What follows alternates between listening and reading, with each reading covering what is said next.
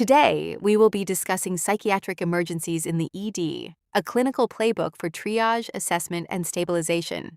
A psychiatric emergency is an urgent disturbance of behavior, affect, or thought, and presentations vary widely: violent or overactive, depressed or underactive, suicidal, psychotic, anxious, or withdrawn. The first priority is always assessing risk of harm to self or others. From there, preserve safety by protecting the patient, staff, and environment. Maintain dignity through trauma-informed, respectful care regardless of presentation, and ensure continuity by bridging the gap to ongoing psychiatric or social care. External exploitation takes two major forms. Intimate partner violence affects every demographic, including elders and disabled individuals. Red flags are unexplained injuries and inconsistent stories, often with the partner actively controlling the conversation. Screen in private, asking directly, "Do you feel safe at home?" and know your duty includes mandatory reporting and multidisciplinary referral. Human trafficking is modern slavery affecting millions, many of them children, and the ED is often the first point of contact. Red flags include multiple injuries, poor healing, malnutrition, fear, and hypervigilance, with a companion controlling money and ID. Ask about freedom of movement and forced activity, respecting autonomy while ensuring safety, and know the National Human Trafficking Hotline as a resource. The SANE pathway for sexual assault follows 4 steps. First, assess the crisis presentation: shock, fear, shame, or numbness, with trauma-informed care and immediate physical safety. Second, collect forensic evidence systematically: aspirates, swabs, smears, blood, urine, plus pregnancy testing and foreign material collection. Third, provide medical management: injury care, tetanus prophylaxis, STI prophylaxis with ceftriaxone, metronidazole, and azithromycin or doxycycline, and emergency contraception. Fourth, ensure support and discharge planning. The patient must leave with an established support system, referrals to counseling and crisis centers, and scheduled follow-up. Rape trauma syndrome progresses through 3 phases. The acute phase shows highly visible distress, crying, anger, severe withdrawal. The outward adjustment phase is deceptive. The patient projects a normal exterior while masking severe internal distress. And you must not mistake that calm for resolution. Continued psychological safeguarding is still required. The long-term phase brings chronic conditions: PTSD, profound depression, and serious relationship difficulties. ED priorities align along a behavioral spectrum.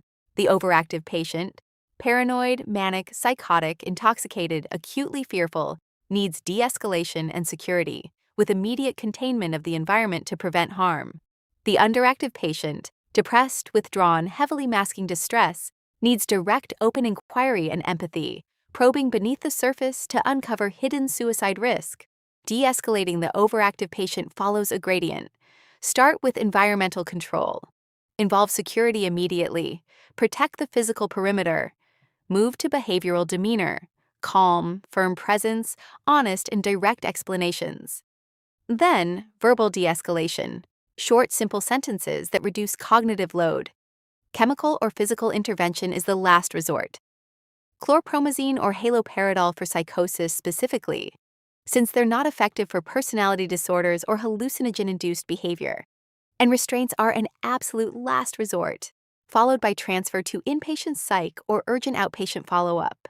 PTSD is a severe disorder triggered by overwhelming trauma, and in the ED, it often presents as repeated visits for vague somatic complaints, alongside intrusive thoughts, nightmares, avoidance, hypervigilance, anxiety, withdrawal, and depression. The veteran population carries a significant burden: 11 to 20% of Iraq and Afghanistan veterans, 12% of Gulf War veterans, and 30% of Vietnam veterans, along with meaningful prevalence of military sexual trauma across demographics. The VA National Center for PTSD is a key resource. Think of the underactive patient as an iceberg. What's visible, vague somatic complaints, generalized anxiety, mild withdrawal, is only the tip. Underneath sits severe clinical depression and constant high-level suicide risk, and suicide attempts are always expressions of extreme distress, never attention-seeking. Maintain high suspicion and ask directly about suicidal thoughts or plans. Patients often feel real relief when asked openly, and that's your opening to intervene compassionately. Psychiatric emergencies take many forms, but the nursing framework stays constant. Stabilize. Assess immediate danger. Involve security if needed. Treat acute injuries and administer prophylactics. Investigate. Screen directly for suicide, abuse, and trafficking. Collect forensic evidence systematically and listen actively while respecting autonomy. Anchor. Provide unwavering emotional support. Connect the patient with resources like hotlines and crisis centers. And secure follow-up or transfer. In the ED, clear communication and empathy are as vital as any medical intervention. To pull it all together, every psychiatric crisis in the ED comes back to the same three priorities: safety, dignity, and continuity. De-escalating the overactive patient means a calm, firm demeanor with short, honest explanations. For every patient, suicide screening is vital. Ask directly about thoughts or plans, since patients often feel relief when asked openly. Watch for trafficking and abuse red flags, hypervigilance, malnutrition, poor healing, a controlling companion, and always screen for safety in private. And remember the scale of trauma we're managing. PTSD prevalence reaching 30% in Vietnam-era veterans, 11 to 20% in Iraq and Afghanistan veterans, and 12% in Gulf War veterans. Whatever form the crisis takes, the same framework carries the patient through. Stabilize, investigate, and anchor them to continued care.